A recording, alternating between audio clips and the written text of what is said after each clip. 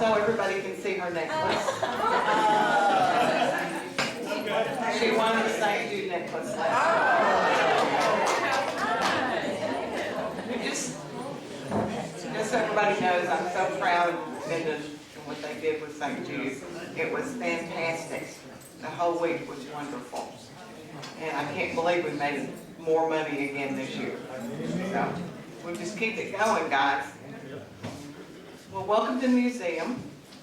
Tonight we're going to have two families that have an important history here. And I'm going to let Shelley introduce them. But I'm Lou Snook, just in case you don't know. And I'm the president of the Association of the Museum. And it's nice to have everybody here. Shelley? I want to welcome all of you again too. I've seen a lot of new faces, and I know you're here just to hear this one particular person speak or about this particular family, but y'all need to be coming to all of these because they're all really, really good. You learn a ton of history, and we get to record it, so we have an oral history collection now, which is just, I can't tell you how valuable that is to have, because a lot of the people that we've actually captured on video have now passed on. So we've got some very valuable information that we've collected since 2007. This actually is our 56th night at the museum. Next month, of course, our 57th, and it will be the Roberts and the Madden family. Of course, Lida and James will be speaking next month, and we already have their cards and they're laying on the table out here. So I know some of you are not on our mailing list. You can go to our website, or if you're on Facebook, you can sign up to be on our mailing list, and you'll get, just once a month, you'll get a little email that'll tell you what's happening at the museum. If you're on Facebook, you can join our Facebook pages, and you'll see when we're having events at the museum. But they're very interesting. Some of our regulars can tell you it's what else you gonna do in Minden on Monday night?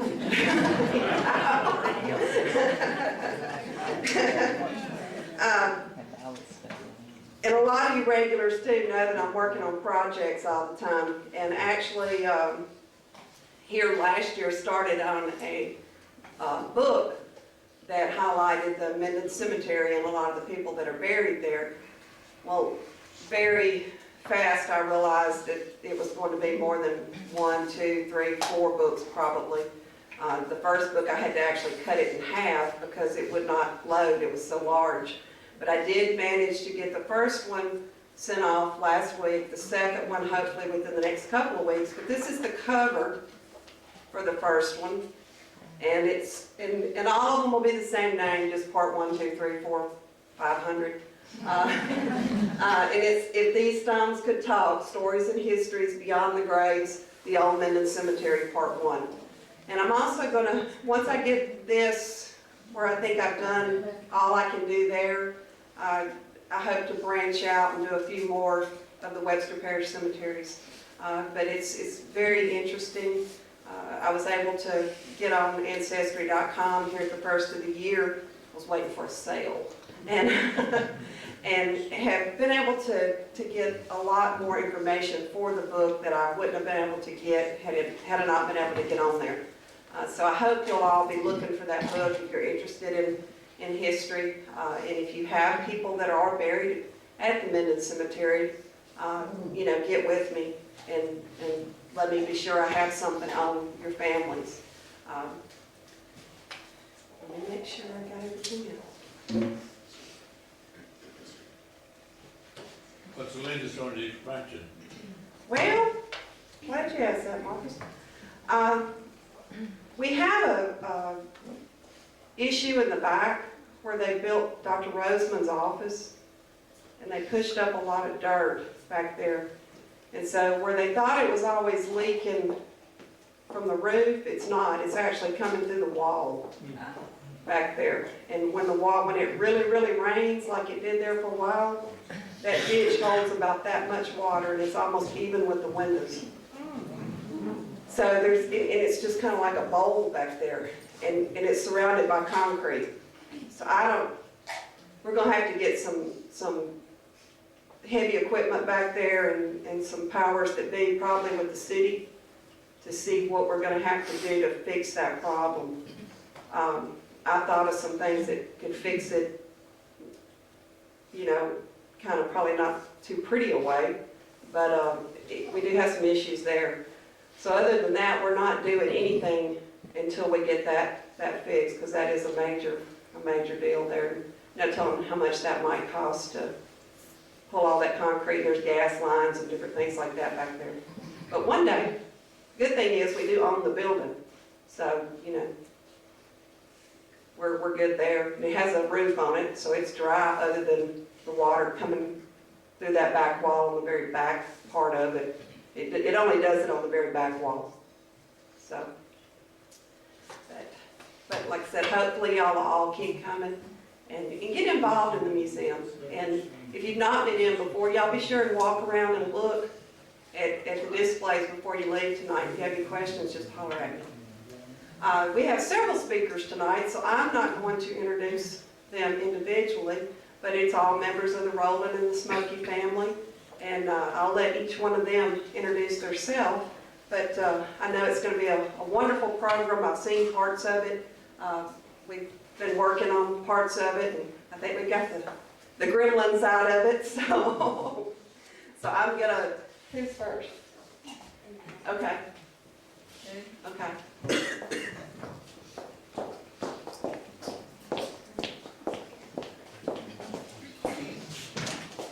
Have to find glasses. Drop something. Okay.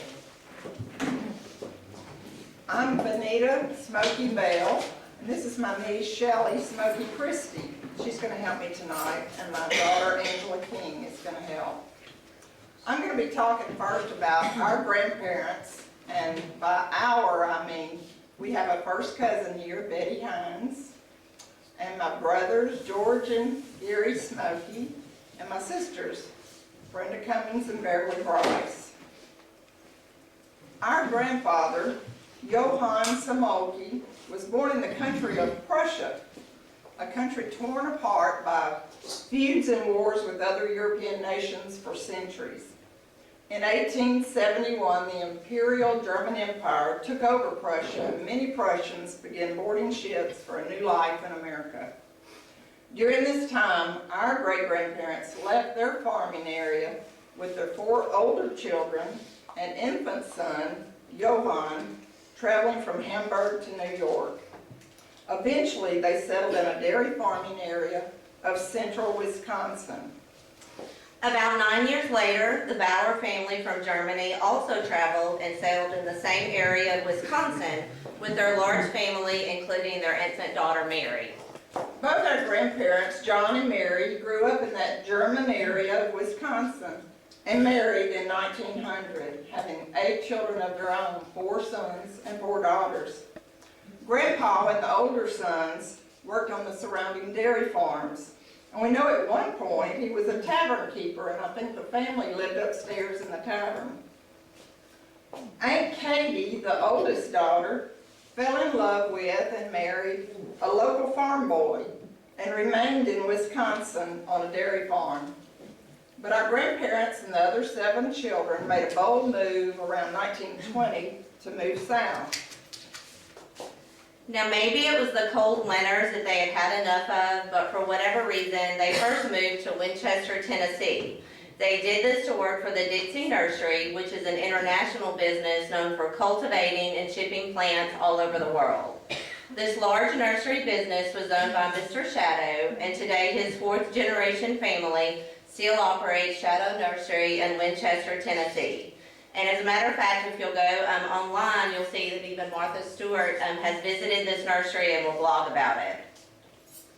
After only a brief time of living in Tennessee, our family moved on further south to Minden, where Mr. Shadow's brother William had bought Sunnyside Plantation. This farm of close to 1,500 acres had been established as Sunnyside in the 1850s by the Calvin Leary family. In 1906, Mr. Will Shadow bought the property and began a branch of Dixie Nursery. We now know this as the Shadow Estate on Highway 531 just south of Minden. I recently visited with Will Shadow's granddaughter, Susan Shadow Scoggins. Susan has found some payroll checks written to our Grandpa Smokey on the Sibley State Bank, dating from 1921 and 1922. They were signed by Mr. Shadow's wife, Mary Colby Shadow. And Susan remembers that her grandmother moved from Germany at age 12 and never would learn English. Mr. Shadow taught to her in German at the nursery. So I don't know if our grandparents felt more comfortable there or not. Susan has also loaned us a salesman's sample card. It was from a bundle of cards that the plant salesman would carry around in a pouch, and they did this to advertise the various plant varieties that the nursery sold. The Smokey family lived in a house on the estate across the road from the main house. I believe they all learned a lot about plant cultivation during this time. Our Uncle James eventually opened a plant nursery on Homer Road. And our father, Albert, loved grafting different varieties of trees and growing all kinds of plants, a skill passed on to our brother Gary. After a couple of years, Grandpa moved the family to Middle Road and tried his hand at farming. The late Frank Griffith remembered Mr. Smokey, as he was now known with the southern pronunciation. And as a boy, Mr. Frank loved to talk to him and hear him speak with his broken German accent.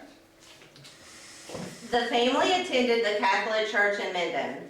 This picture of the dedication of the new Catholic Church in 1935 has Mary and John Smokey and many family members standing out in front. This church was built after the tornado of 1933 ripped through Minden and destroyed the former church building. None of our living family ever knew Grandpa Smokey, since he died in 1940 before my mother and father married. According to the local newspaper obituary, he passed away, I'm laughing, he passed away from a heart attack after trying to push his car out of the mud and going home and eating a heavy meal and going back to push his car out of the mud again. That was a lot of information for an obituary. Granny Smokey lived over 20 more years, residing mostly with her daughter's families, but occasionally living with each of us. She was a very small lady. Imagine that with our size in our family. She was very small. She spoke with a German accent, and she still occasionally got letters in German from a cousin in Germany. We all remember her German dishes of potato pancakes and a famous dish of round potato dumplings with brown onion gravy, a dish that I never mastered, but I know my sister and my sister-in-law have made it in the past. Granny often lived with Aunt Margaret Monk. She was the baby of the family, and she had moved to Baton Rouge. Aunt Jessie, on the top right, married Brooksy Johnston of Homer. And Aunt Louise married Herman Wright, who became a Minden policeman, and her grandson's here tonight. Uncle Fred's family moved to New Orleans, but many of his grown children eventually moved back to Minden. Betty and Douglas's dad, our Uncle Bill, married Lona Spears, and he was a gifted master carpenter all of his life, building many of the buildings, houses and buildings that are still standing in Minden today. Our dad, Albert, the youngest son, went to work as a teenager for Mr. A.J. Price at the Western Auto Store. I remember some great Christmas mornings with Western Auto toys under our Christmas tree. Many of the early pictures of Western Auto have Daddy in the background, including this one that's now a mural at A.J. Price Tire. Daddy loved Mr. Price. I think he was a mentor to him after his father had died. And apparently, they loved to go fishing together. Looks like they always had a good catch. Daddy loved to fish. During this time, our daddy began secretly dating the little sister of his friend, Leroy Sanders, from the Harris community in Webster Parish. And in 1940, he and Evelyn Sanders eloped. That picture in the middle is of our mother and her brother, Leroy Sanders. Our family was large and loud with 5 children that have all remained in the Minden area. After many years at Western Auto, Albert, who is my grandfather, decided to branch out and buy a furniture and appliance store from Mr. Roy Fincher. But in 1964, a totally new career began. His good friend, O.A. Chains Jr., was elected sheriff and requested that he become one of his chief deputies. This picture was taken during the Webster Parish bicentennial in 1971. He loved this job, especially any type of detective work, up until the end of his life when he died at the young age of 58 from a heart attack.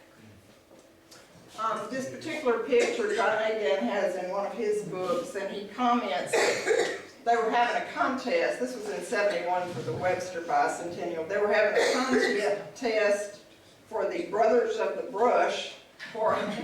They were to dress as if they were in 1871 and grow their beards out for a contest. I think O.H. might have won that one. The Simolke family's roots in Webster Parish don't run very deep, but we've certainly expanded in numbers. When Beverly and Betty were growing up, there were 4 first cousins in the same grade at school. And our family, Albert's family alone, now has 37 grandchildren and great-grandchildren living here in this area. We've worked for or retired from many local services, including now the 3rd generation of the Webster Parish Sheriff's Office. Both my brothers have retired from the Northwest Louisiana VOTEC system, Minden Medical Center, there was a school board office, Minden High School, and Shelley's the district manager of the Social Security Office, and numerous other local businesses. It can surely be said that there's a Simolke on every corner. Are there any questions about the Simolke family? Is that shed a house, is that the shed house that's sitting there now? That's the same house. Remember the home house? Yeah, the home House my family lived. What's the latest on that house they work on recently? I don't know. One special event in our family was the marriage of our brother George to Frances K. Rowland of Beverly, and that's Shelley's parents. Yeah. And last spring, we celebrated their 50th wedding anniversary in the old dogtrot home that is being preserved on our family property. Sherry Rowland now is going to, and has been busy with this project, and she's going to tell you about the Rowland family history in Webster Parish.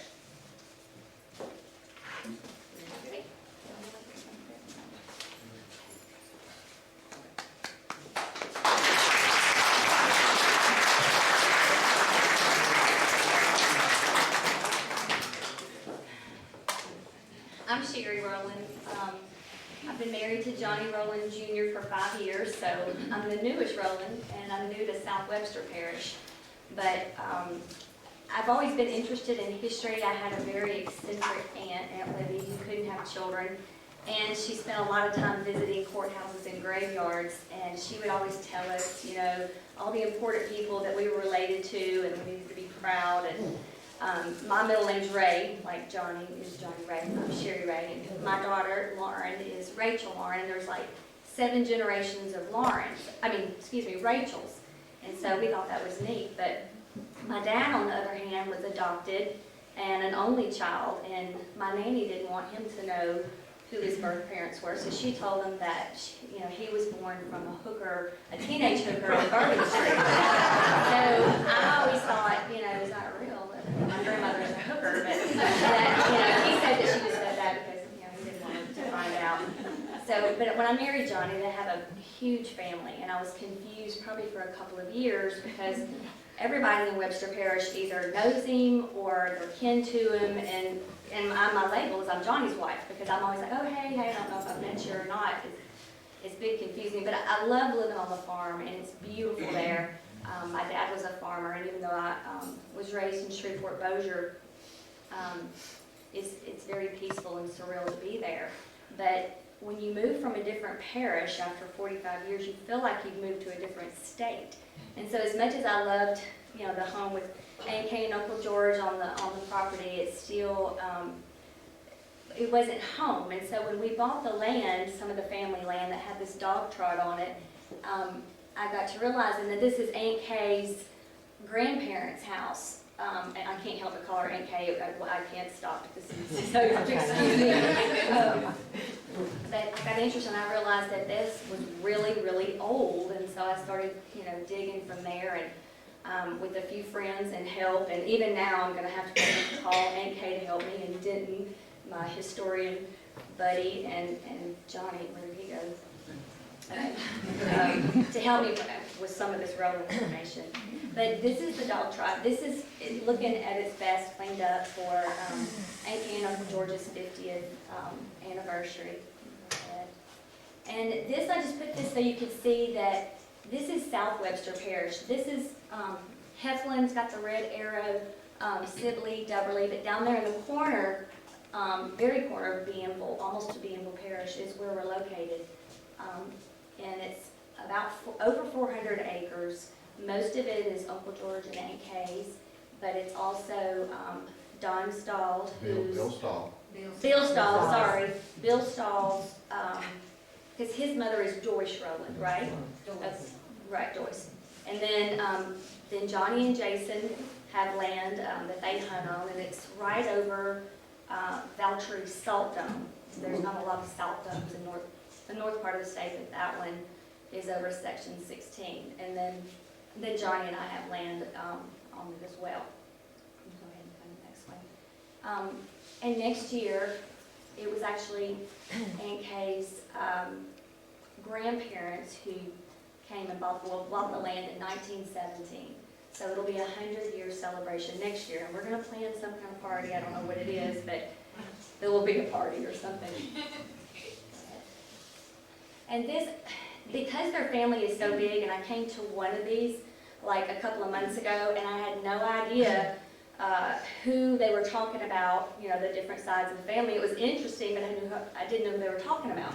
So I just kind of divided it. On this side is Johnny and Jason are Mary Nell Knowles' children, and she was married at one time to Johnny Rowland Sr.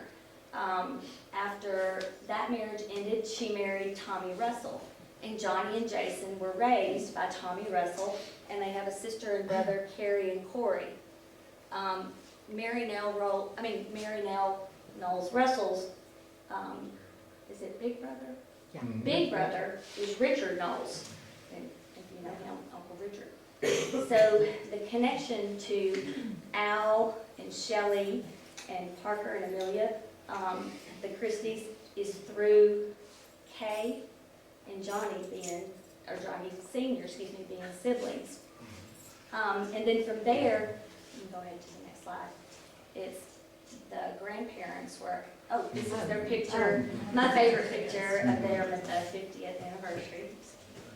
Aunt Kay made me take out 40 slides last night. We worked on this until 11 o'clock last night. I kept this one though. This is Aunt Kay's house, or in Uncle George's house, and over to the right is the original cotton gin that has been there since, I think, 1830s, 1840s. This is Irving Rowland Road.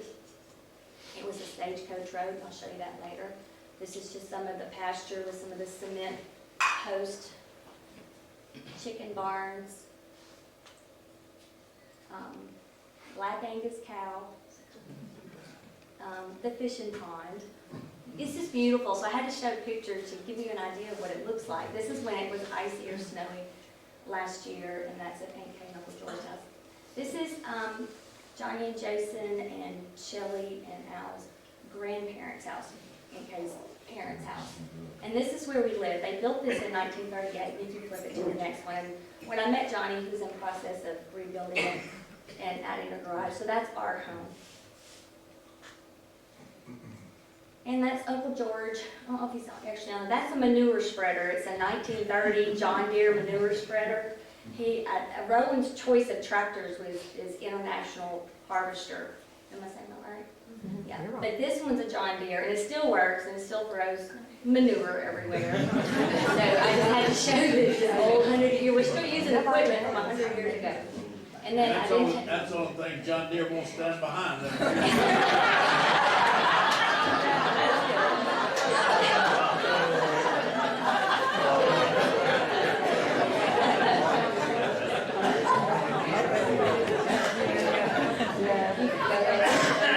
These are just some of the beautiful sunsets. That's our bedroom.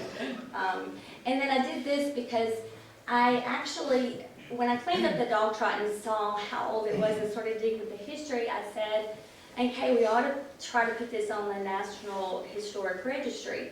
And so we did the formal application and sent it to Baton Rouge.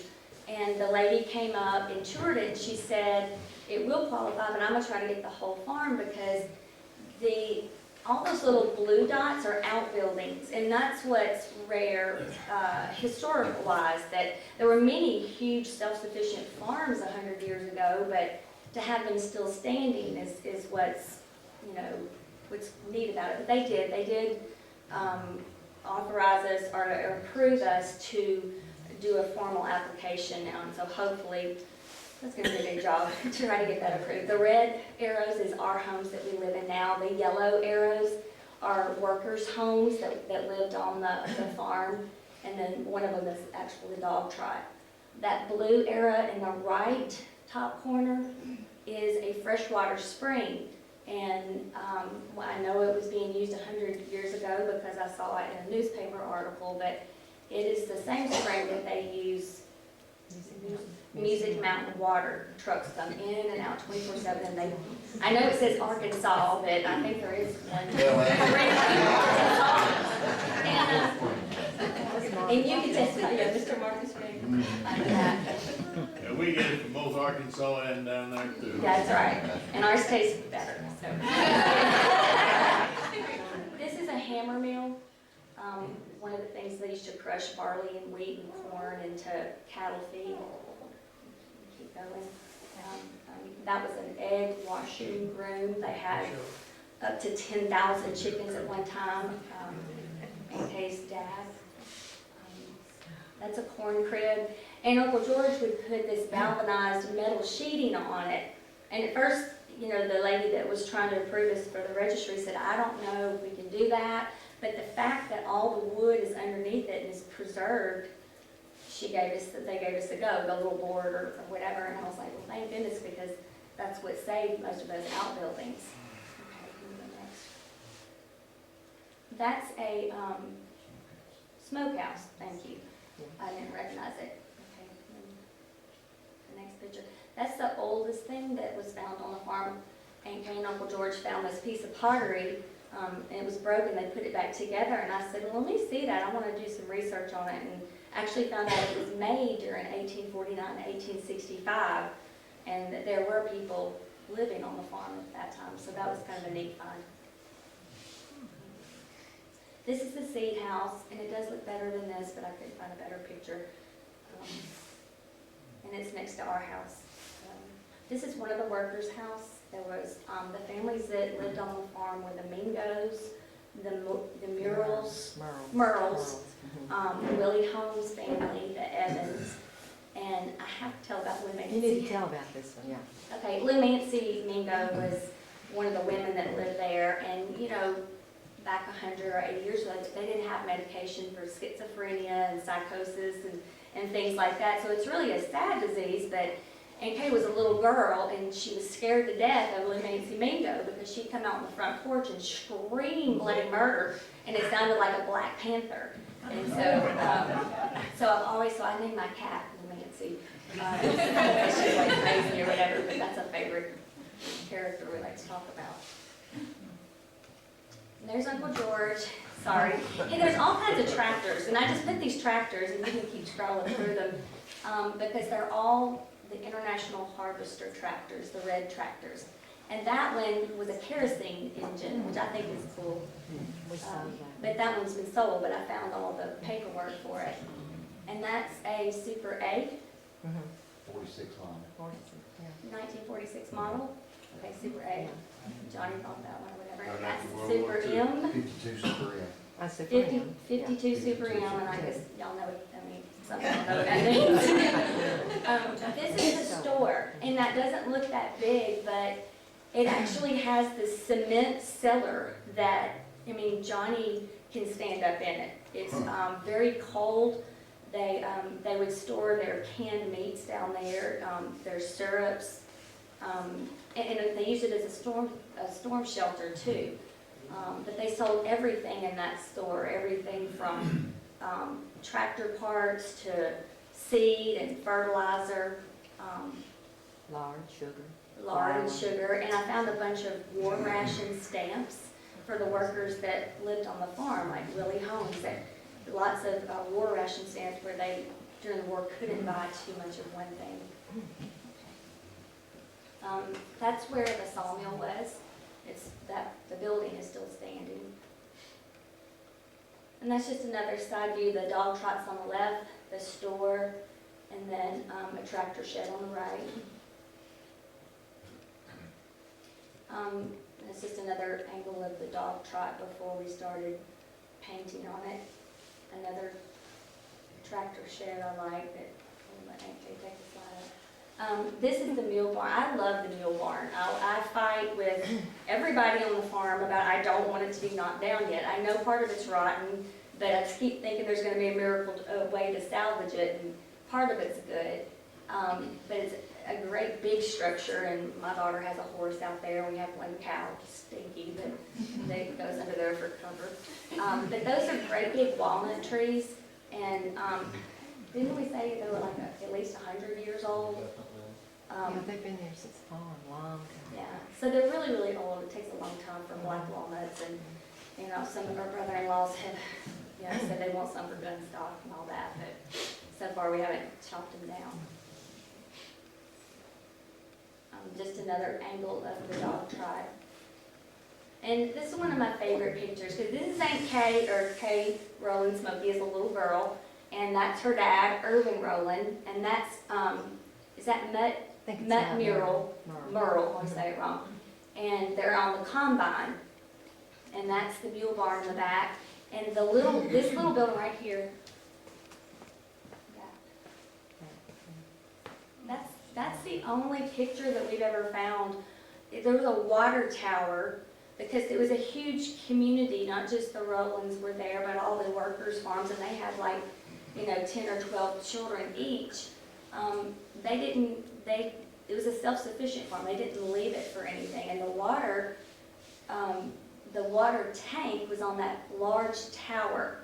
And what Aunt Kay's grandfather, his name is Bunion Franklin Rowland, he had a ram, and it would pump the water up about a quarter mile away, or a quarter to half mile away. It would pump it up 85 feet into the air, into that water tower, and that's how, and it was from that spring, and so he had an endless supply for his crops and livestock and the people who lived there.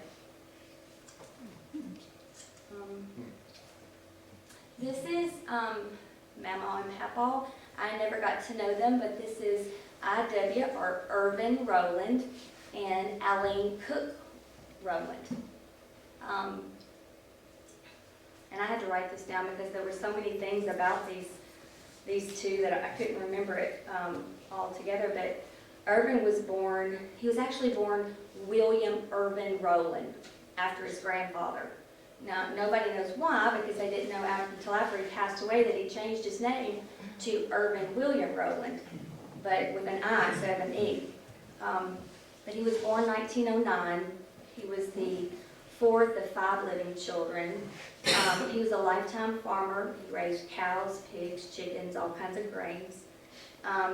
He was also the son that there were 3 other brothers that left Webster Parish, and they opened up that was called the Rowland Corporation, and they opened up a huge farm on river bottom soil in South of Monroe, north of Columbia. north of Columbia, South north of of Monroe. Columbia. What The parish? Corey. Oh, Caldwell Caldwell Parish. Parish is Right. Corey. And he's the one that stayed back with his dad. And after his dad died in 1952 is when Irvin Rowland started the full-fledged chicken business. He had over 10,000 chickens at one time, which I love chickens, so I can connect with Mr. Rowland. But he sold them for meat and eggs. He still, no, I don't like fried chicken, mine have names, they're like pets and so. But he was a very honorable man. He was married to Alene for 55 years. He served on the board of Brushwood Methodist Church for over 40 years. He was a charter member of Brushwood Cemetery Association. He was named Personalities of the South. He was named Who's Who in the South. Nominated for Master Farm Family by the Progressive Farmer. He was an honorary state senator of Louisiana in 1958. Police jury member in Ward 5 for several terms, and vice president of the Catahoula Timber Company in Columbia, where the other big farm was, and vice president of the Rowland Brothers Corporation. And of course, I didn't know him, and I know Johnny his voice cracks to talk about him because he admires his grandpa so much. But I did walk around the farm with a local black man, a prominent local black man, and we were just talking about smokehouses and the way that it was, and he told me about Irvin. He said he was the kind of man that made him change his mind about hating white people because he had grown up, with feeling the prejudiceness and that kind of pressure and that kind of hate. But Irvin was the kindest man he had ever met. And he said that he had huge gardens, and he would load up his wagon full, overflowing with his vegetables, and he would get on the tractor and he would drive down Central Road. And there was black families all down Central Road, and he was just giving his vegetables away to them, and would just stay and visit. And that just said a lot to me about the character of the man. Even though his resume looks good, he was actually a wonderful Christian man. Okay, the next slide is, this is when Alene and Irvin got married in 1936. This is the ones I don't know. Everybody's so tall in this family, both sides all the way up. But in this, Miss Alene was tall. I think Irvin was probably the shortest of all of them. And then the person that married them was Leonard Cook, the preacher Leonard Cook. And Mama's then, brother. ma'am. Mama's brother, Allie's brother. Yeah, Allen's brother. And then Allen's little sister is Aunt Leslie. They were both pretty girls. And then the one on the very back, the real tall one, is Uncle Mac. That's Mac Rowland, Betty's brother. And I don't remember. Okay, that's Clyde Burson, and that's W.B. Holly, and that's Robbie Manning. She was Robbie Davis Manning. A lot of y'all know Bob Manning. That was his wife, and then the other one was Susie Bell Batten. And some people here probably remember Aunt Susie Bell. And to tell you about Alene, she graduated from Beverly High School, and she went to Northwestern College to become a teacher. And she was a teacher at Evergreen High School, and she was also a the girls basketball coach there. And then she also taught at Beverly High School as well. But in the 30s, when you wanted to get married, you had to give up your profession as a woman to be married. And so she did. She fell in love with Irvin and married him and became a homemaker, but she did that to the fullest you can do it as well. She was a published poet. Let's see. She was an organist for her church. She's still the longest living member of Brushwood Methodist Church at 91 years. She taught the adult Sunday school class for over 50 years. She was president of the Ruston District of the United Methodist Women. And then she actually helped, she's obviously a very determined woman, because in the 1950s, Beverly High School was going to close because they didn't have enough people enrolled. So she sold lots of her land and made her aunts, her family, sell lots of their property to bring in more families and more kids to, go to Beverly High School. And so they moved the community and filled the school for a while. And one of her goals, this shows her sassiness, was to outlive her aunt, who lived to be 99. And Aline lived to be 100 years old, 7 months, 7 days, and 7 hours old. And I actually took care of her before I knew Johnny. Well, I didn't take care of her. She was just so loud. She had a very loud voice. And when I would go to Meadowview, she was always going, "Hey, where do you live?" was one of the things. I'd say, "Hey, I live in Shreveport," or wherever, But she's a very sweet lady. And I've always heard stories of Aline, and I don't know how she does it, because when you live in the boonies, there's no grocery store, there's no gas station, so you have to have your pantry stocked. But she was always cooking. She cooked 3 meals a day, and if a big group of people came in, she could somehow magically pull things out of her cupboard and make a feast. And everybody says that about her. It's not just made up. But she was always serving cakes and cookies and filling your pot with coffee. And, they just sound like the ideal grandparents. So, next one. Oh, this is my favorite thing about her. I do have a little geeky side of history, and I'm on Ancestry.com, which you can't trust it. You have to back up your sources. But Johnny will be watching his hunting shows or his fishing shows or ESPN. He got the channel changer that night. And I just was playing on the computer. Well, I started going up the Cook family, and it went straight to Francis Cook, the Mayflower Francis Cook. So that makes it Aunt Kay's 8th great-grandfather that came over the Mayflower in 1620. And of course, I was like, "Hey, Kay, you're not going to believe this." She was like, "I already knew about that. I forgot about it." But anyway, I thought that was kind of interesting to not, leave out. And then this is going back to Irvin Rowland. I found this picture and had it lightened, and I was like, "He is so handsome. Who is that?" And that was Irvin Rowland, Aunt Kay's dad, in his younger years. And then this is his mother. Her name was Cornelia Ola Hood Rowland. She was from the Hood family, Brazil family, and it's like a huge family over in Lincoln Parish. I'm a nurse, and I know some of the nurses that are Brazils, and there's Hoods, they're everywhere. But that's the family she was from. Let's see, scroll to the next one. This is their family about 19, let's see.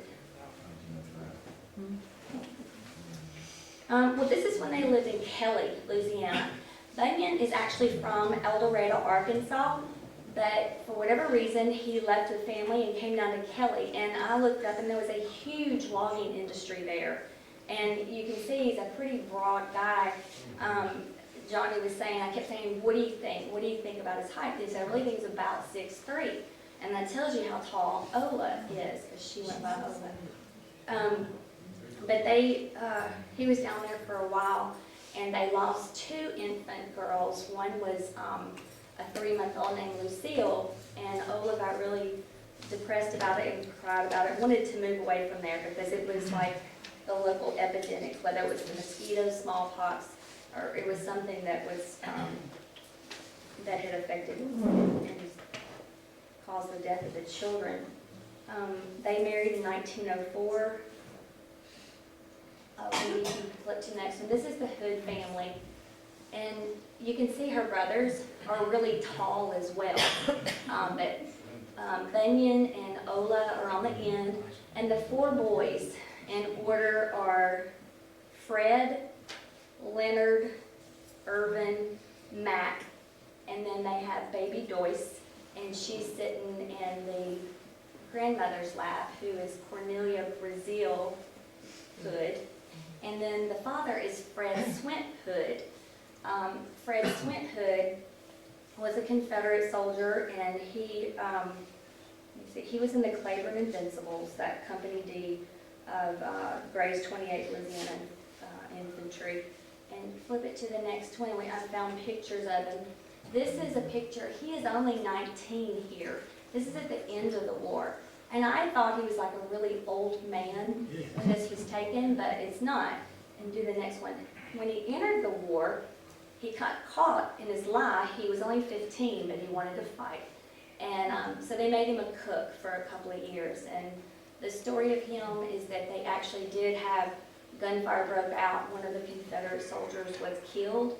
And in the fight, he picked up the gun and started fighting. And then after that, they never took his gun, away after that.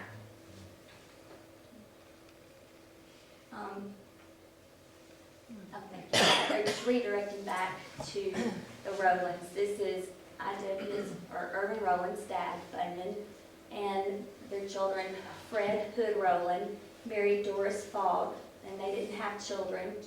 And then Leonard Rowland married Audie Mae Rogers, a prominent family from Columbia. And their children, Jimmy Ben and Roger Leonard. Lucille Rowland was an infant that died. And then, of course, the Papal Rowland, Irvin, who was supposed to be William Irvin Rowland, but he's Irvin William. And he married Frances Allen Cook. And his children are Francis K. Rowland Simolke and Johnny Ray Rowland Sr. And then John Mack Rowland married Thelma Stahl. And it was two brothers, like there were two Stalls that both married Rowlands. And it wasn't because they had neighboring land. It was because they met at Northwestern. So John Mack married Thelma, and they had Sue, Charlie Mack, and Dennis. There was another infant daughter, and then Doyce Rowland, the baby, married Harold Stahl. And their children, Don Stahl, Harry Doyce, and then our neighbor Bill Stahl. Sure, I gotta say this. Did I mess it up? Most of you have heard of Don Stahl, legendary basketball coach, won multiple state championships at Sibley High School. His daughter Janet is sitting right here in front of me, and one of his daughters. But I can assure you, no one would have ever known that Jason and I were actually his second cousin. No one would have ever known. Is that right, Mr. Williams? That's right. Am I right about that? That's right. Because I can assure you, Don Stahl was a bad dude, I'm telling you. And I can't tell you, and I'll keep it real nice, how many behind chewings we took from Don Stahl. But he was a fantastic basketball coach and was a great influence in all of our lives. And I just think that's worth mentioning because a lot of folks don't know how the Stahls and the Rowlands are related, and you're showing that tonight. But Sherry, he's gonna tell that. Don Stahl was my first cousin. I played basketball for him first, and boy, he rode me. They all play basketball. Johnny married me, I couldn't even dribble. When Johnny was coaching, I couldn't watch, because Dad had already passed away, I could not watch the basketball because I had my eyes focused on Johnny because he moved and had the same memory. Well, I was very as my foolish is mom. what I did, but Really? he can get away with that. I probably shouldn't have been doing that, for sure. Well, this is the basketball team. This is 1925 Heflin High School basketball team. Those are some good-looking boys. I don't know this person, but I have been told not to pronounce this correctly. The second guy on the first row is Mallory Jones. I thought it was Mallory, but it's somebody that I guess, living here, y'all know who he is. The third man is Fred Rowland, the oldest Rowland. On the second row, the first boy is Mac Rowland, the second one's Leonard, and the fourth one is Urban. And on the back row, the third one is Vander Knowles. That's Richard Knowles' dad, Mary Knowles' dad. Got both granddaddies in that picture. Yeah, you do. You got both granddads in the picture. So, I mean, that's a full one. That's one that stays out. Well, who's the man in the middle, do you know, what did you say? We holding the basketball? That's Fred. No, the one above him. I don't know. Don't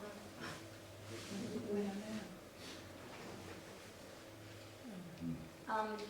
Then I'm only going to hear where Bunion kind of came from. Bunion was the sixth of 8 children. His dad was William Irvin Rowland, who Papa Irvin Rowland was named after. And they were from North Carolina, and he served in the 53rd Infantry of North Carolina. And after the war, I mean, there was so many changes after the Civil War, but they moved to El Dorado, Arkansas. And I had always heard that Bunion had maybe a falling out with the family or something like that that made him go down to Kelly, Louisiana, or just travel south. But I'm not so sure that these 3 brothers, John C. and Minnie, William Lester, and Richard Thomas, they're like 12 to 16 years older than him. It's like they had a group of kids and then waited and had another one. Sarah Annie Rowland was always close to Bunion and always kept in touch with him, and she probably was kind of like a mommy figure too, because she was 10 years older than him.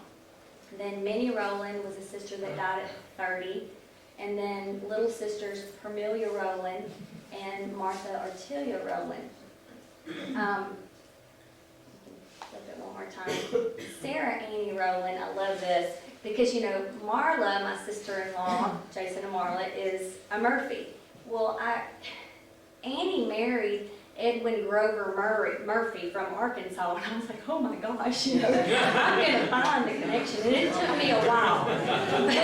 But truly, Edwin Grover Murphy is Marla's second great-grandfather. So they didn't they're not their blood and it didn't cross the wrong way, but 2 Rowlands married 2 Murphys, and it was kind of a new thing anyway.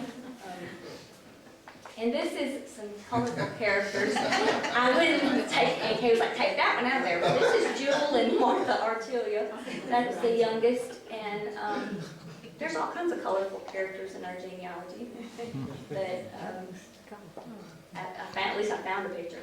Now this is Bunion Rowland. I'm not sure why, but there was a paper from Hammond, Louisiana. It was called The Progress, and it was only in publication for 2 years. And why they came up to Webster Parish and did a kind of a spread on Bunion, I don't know. It was difficult to find because they replaced the R in Rowland with an H. So it looked like, you know, Howland, but it was actually on Bunion, and he was a really good farmer. I mean, he was a big, they described him as ruddy, rotund, and solid man, which doesn't surprise me because everybody's large in the family. But then the article was called "Hard Work Essential to Tiller of the Soil, Webster Parish Grower Declares." And it just, you can go through the pictures. It had pictures of the farm. One thing he does, those big cement posts or fence posts. Now those particular ones right there are for the gates. And just one of them weighs 200 pounds. So I don't have any idea how they, well, I mean, he was a big man, that's all I can say. And he would pick them up, they had mules. And that was one we flipped over last year, and it said July 25th, 1925, when they were making those. And he had 414 acres. Half of it was in cultivation. About 80 acres of oats, 50 of corn, 25 of soybeans, 5 acres of peanuts and watermelons, and those things he fed to his hogs that he raised. 65 acres of cotton, and then he'd say all these sayings, just like Johnny says, all these sayings that don't mean anything to me, but he'd say, farming's a state of mind as well as a business. And no man that's like to starve before he gets hungry will ever get anywhere behind a plow except over the hill to the poorhouse. And I don't even know what that means, except that you have to, you know, work hard. And then he'd say, I've never been afraid of hard work, or I don't spare any elbow grease to keep the operative gears of the farm well oiled. he just constantly talked about it. It was hard work, but that's how you did it. The other thing that he said in the article that was interesting to me was the Bermuda grass had been introduced to the parish 60 years ago by Ambros Walker. And he was one of the people that lived in the dogtrot before the Rowlands. Purebred Hereford bulls. Those were some of his mules. He had 2 mules named Kit and Kate. They were troublemakers, and they actually ran into the fence and hit that big tower that had the water tank on it, and the water tank fell and exploded into Miss Ola's kitchen and flooded it. And they never did use the water tank after that. These are some of the plows on the farm that are still there. That's the tower, and the tank was on top of it when the mules knocked it over. This is the well that's right beside the dogtrot, and it's made from those baked clay bricks, and this was before the Rowlands' time, and it was lined. It's about 35 foot deep. This is what, and I put this up there because I couldn't comprehend what the old cotton gin next to Aunt Kane and Uncle George's house was. But cotton gin, before it was run by a tractor motor, was run by oxen or mules, and they would get underneath the first level or whatever, and there was a wheel, and they would go round and round to power it. Go to the next one. And then close up, that's what it looked like. But the wheel that was used in theirs was a big wooden wheel. The next one. And when B.F. Rowland got there, he built this structure and, kind of redid the original cotton gin. And he used it as a secondary gin. But this is what it looks like now. It's classic Uncle George style with all the galvanized sheet metal protecting it, painted and looking good. But that is the original cotton gin from the 1830s, 40s.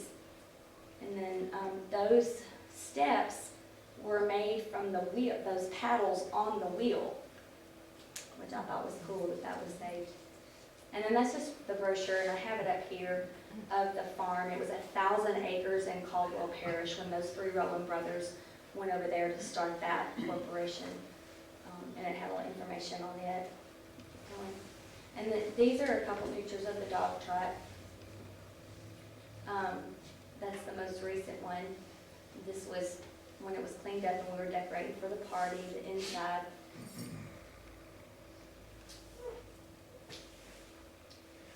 And you stop right there on those. Those beams are what kind of triggered me to start looking, because I couldn't imagine those big beams were underneath the dogtrot, and they were underneath the oldest cotton gin, but they were like 12 by 12, and they had hacksaw marks all in them. And so I started looking at what makes those. I mean, they're all hand-hewn beams that before you had sawmills.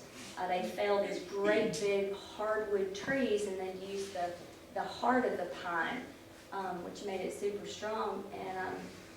And then with that, and then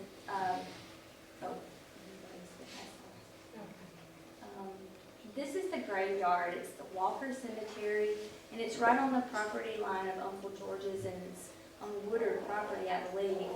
But I went over there and started taking pictures and writing down people's names, trying to get an idea if those were the same people that, lived on the farm. And then this is it's just a little map of the 1850 patents, like when people first bought land. And there were people that were settled here already, and the one that is starred is William Jones, and then there's William Stiles, and they were here on the 1830 census. So when it was time to patent land, they patented that area. And then flip one more time. And then those stars are the Neil Walker family and the James Lewis family. And our farm is right here. Right there. And the spring is to the right of it. But it almost looked like the people that were already there kind of kept the choice land. And the people that came through, would buy the sections around them. Um,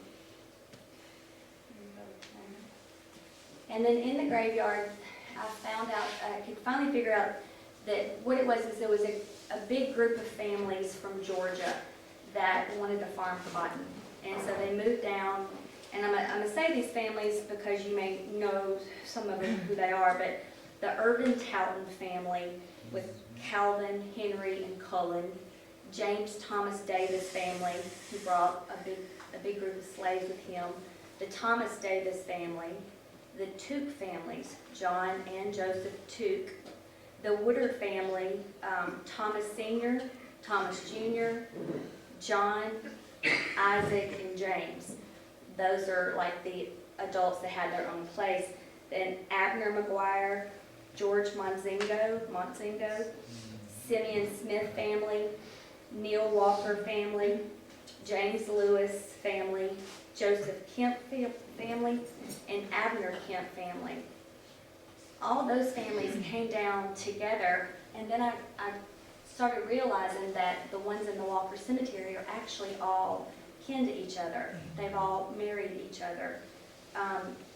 Those two, when I found out that it was, you can't keep somebody off your private property. If there's a cemetery there, I've just been marching down people's, after hunting season, marching down the property to go see the grave sites. But I found Thomas Gray and A. Gamble, who you can see where they were born. They were some of the first people there too. It was just a little bit north.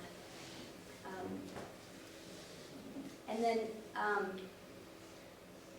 then Denton and his mom, the Culpeppers, were telling me about years ago they induced that Lestar Martin, the professor at Louisiana Tech, sent his architect students down to, interview about the dogtrot and sketch.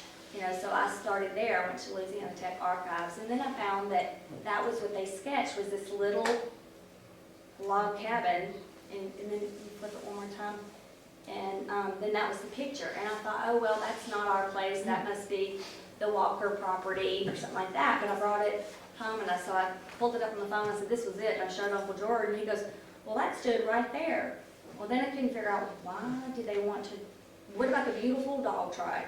But that was the oldest, and it was actually a home, and I can guess 1830s-ish, and then probably a frontier home. Go ahead. And this is where I had Denton Culpepper help me, because he's very good at architecture, and like me, I love Greek revival and all this. But this is a typical frontier home. And this is the first phase one of the dogtrot. If you're facing the dogtrot on the left side, this is where it started. And you can actually see it because we crawled up in the attic with flashlights. And that's just that left side, right from that angle. We crawled up in the attic. We could actually see the back end of the original part of the house. The roof was made out of little wood slats with hair and mud. It was nasty, but that's what the roof was made out of. So there was the original frontier home, and then they created, probably within that first 5 years or so, the big dog trot. And these two families were huge, and they were also through sisters. There was the Kemp family from Georgia, Abner Kemp, Joseph Kemp, Temperance Kemp, who married James Lewis, and Nancy Kemp, who married Neil Walker. And they lived close to each other. These are the ages on the 1950 census, I believe. 1850. Thank you, I'll say that all day. 1850 census. And you can see there was quite a few hands there for the guys. And then if you flip to the next screen, the Walkers didn't actually live in that dog trot, but they were right there, and they're the same, similar age. When they went to war, it looks, you can tell that one cousin and the other cousin went to the Bienville Blues. The next brother and the next cousin went to the Bienville Stars. The next one, Claiborne Invincible. It was kind of like they spread their sons out to the different troops, I guess, to, preventing death that way.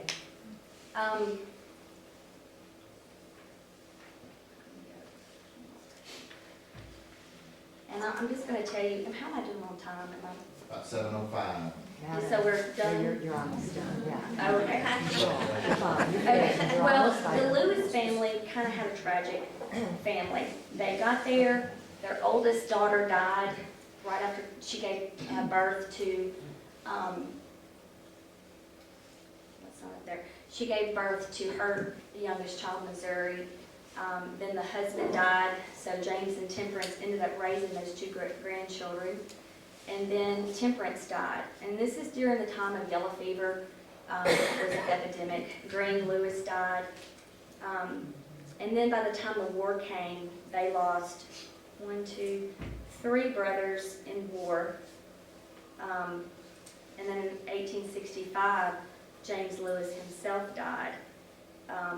Jasper Newton Lewis, who I just found out tonight that Michael Lewis is kin to, and I'm so excited because I thought all the Lewises died. I thought that was, that was the end of them, but Jasper Lewis did live, but he came home with a wife. The battle at Chickamauga, or what is it, Chickamauga, he had his knee was blown out. Then the next battle, a mini ball passed through the upper maxillary and went out the other side, so it left him completely blind in the right eye and partially blind in the left. But in the hospital, I suppose, because he was discharged, from the hospital after the war was over, he brought home a wife, and she was a widow, and she had 4 children. And then the next 10 years, they had like 7 or 8 more children, a huge family. But he couldn't farm. And so I don't really know what happened to him, but all of a sudden you see him on the census that he's living in a boarding house, and he says he's widowed. His wife Louisa has the older kids, and she says she's widowed. And I keep finding these applications to the war veterans home down in New Orleans. And I'm thinking, well, he's not any worse off than he was when he came back from the war, but he did. He finally got in around, I think, in his 60s. And he lived till he was 81. And when he passed away, they brought his body back from New Orleans, and he was buried next to Louisa. And I think, his brother was killed in that war. There's no telling the trauma and the tragedies that these families actually went through. But anyway, he wasn't able to take care of himself. The Walker family, on the other hand, 2 came back. Ambros Walker, who lived in the dogtrot, and John Andrew Walker, both became prominent citizens. They both went to seminary at Fellowship Church, became missionary Baptist preachers. And then you had 2 sister Walkers that married into the Woodard family. One of the people that was in the dogtrot that lived there is Joseph Kindred Walker. His wife is Laconia Guerin. And I know you know the Guerin family. I know Shelley's doing the research on the Guerin Cemetery. Laconia was 10 years old during the Civil War. She went with her brother James, who was the color guard for the Claiborne Invincibles, and presented the flag, the Emblem Star battle flag, and signed it she gave it to Captain Sprouls. Their brother John was killed in the war, and the battle flag was captured, and it stayed, somewhere up north for probably about 20 years. And then somebody tried to bring it back down to the Daughters of the Confederate. And I think that even now that the battle, I'm not sure where it's at. It was in a bank vault, and then the bank closed. But I've seen on the Minden website, Minden Memories, everybody wants to know who Laconia Guerin is, but she's Joseph Kindred Walker's wife. But they did move to Florida, and they're buried there, and they went with their children. It's just Ambros Walker lived there, John Wade Fauché family lived there, and then Bunion Rowland, of course, lived there. And then Johnny and I are the 4th generation, and we're waiting for some more young ones to come join us and live down there, be the 5th generation. This is one of the pretty stagecoach paths, or wagon roads. You know, the next one too. That's just the prettiest one. I obtained some maps and found out that Urban Rowland Road is actually the same road that is called Boulevard to Mount Lebanon Good. This is just a map showing the old military road next to Bistineau. Flip to the next one. You see where Bistineau is, the red going up there, that is Black Lake Bayou. It was a lot larger, and we lived next to Valchery Branch. There was a bigger waterway into the farm then. Flip to the next one. These were just some of the communities, and the dates are like 1854. Flip to the next one. This had a bunch of family names on it. This is the 1871 map. Familiar names like Lofton, Holloway, McDaniel, Laird, Morgan, Drake, Mims, Sheehy, Black, Dr. Skaggs, Took. Some of the familiar, I found this one in the LSUS library. And then the reason I have this map up there is down there where it says Sparta, and it has all the pink, it looks like a spider. Sparta was the parish seat from 1849 to 1893. So our farm area where the Red X was a very busy place during these years. And that's why there was so many stagecoach roads through it. And then that's Minden to Buckhorn to Ringgold, Sparta, Mount Lebanon, and back. That was the postal routes in 1880. And the last map, which you can go to the next one, is a Civil War map that I was able to obtain. And when it's close up like that, what you're actually seeing is,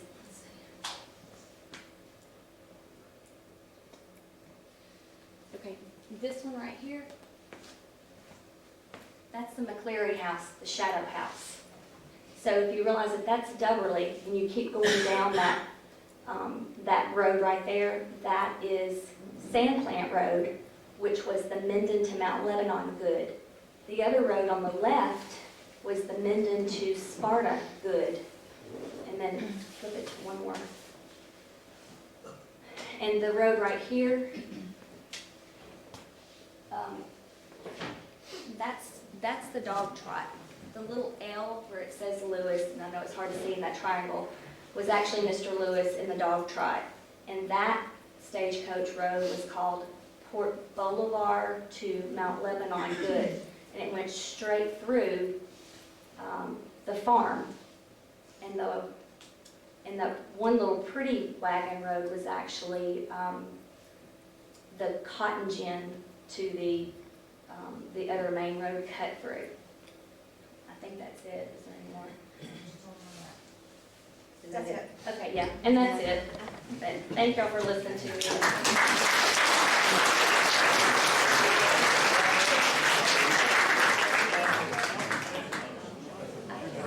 I want to thank y'all for doing so much research on this, and I've always said if you dig enough, you're going to find out you're related to everybody. I know when my sister was going to marry David Stahl, when we went to get the who's on your side that we're inviting and who's on Pat and Harry's side, was a bunch of the same folks.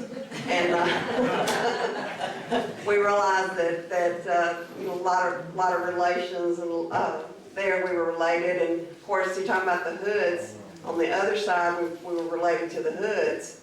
And all the Hood men have always been tall except Reese Hood. I think Reese was, I don't know what happened to Reese, but I know y'all knew Reese. And Reese was so small, but Prentice and Marvis and all of them, they were all almost 7 foot tall. You know, and all of them are buried up at St. Rest there in Lincoln Parish. But yeah, if you dig enough, you're related to everybody. But just want to thank y'all for coming. And Johnny? Yeah, I just want to say, as you can tell, my wife Sherry spent untold days on this. Of course, it's a real passion of hers. And I just want to say, for her to come into our family now, She's new. Into a place our family and love the history of that place the way she does. It's unbelievable, man. Sherry, I tell you, I'm just so impressed. She's going to test you later. But I just wanted to, you know, point out the Rowland family is here. Al Smokey's here, Aunt Kay and Uncle George's son. Of course, Shelley, their daughter is here. Parker and Amelia's here. Their kids are here. Of course, Aunt Kay and Uncle George. My brother Jason, who I'm very proud of. is here. And of course, and then of course Marla, my sister-in-law, of course. Sherry's daughter Lauren is here. But many of you saw my brother in the news back in the fall when the ACLU tried to get after him. And I've had a lot of people say, well, boy, I tell you, I'm so proud of your brother. I'm gonna tell you something. They picked the wrong guy at the wrong time, at the wrong place. But, because I've known him since birth. I know how tough he is. So, of course, Janet, and a lot of Don Stahl. And of course, Janet, and any other Rowland family members here? Any other Rowland family members? And Denton, and a big thanks to you too, Denton, for all of your help with some of the history too. We appreciate you. But Sherry, I love you, girl, and I cannot say enough. So. Now, we will have this on DVD later, and they'll be $10, and Phil usually has them within a couple of weeks, so if y'all will check back, you will be able to purchase it for $10. And y'all please try to start coming to all of them, because they're all very interesting, and you do learn a lot of history. But thank y'all, and be sure to eat something before you leave.